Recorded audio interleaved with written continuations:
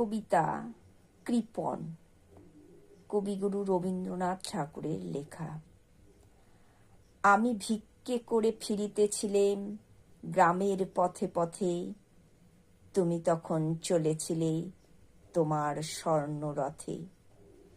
অপরূপে এক স্বপ্ন সম লাগতেছিল চক্ষে মম। কি বিচিত্র শোভা তোমার, কি বিচিত্র সাজ। আমি মনে ভাবতেছিলেম এ কোন মহারাজ। আজি শুভক্ষণে রাত পোহালো, ভেবেছিলেম তবে আজ আমারে দাঁড়ে দাঁড়ে ফিরিতে নাহি হবে।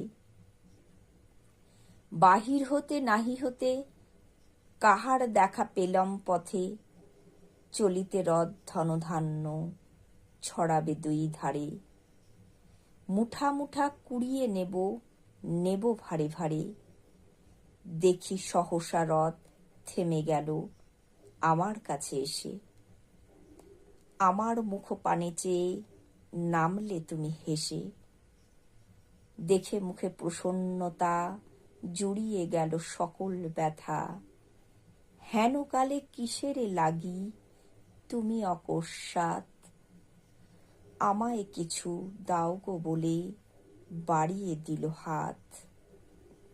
মরি এ কি কথা রাজাধিরাজ, আমায় দাও গো কিছু। শুনে ক্ষণকালে তরে রইল মাথা নিচু।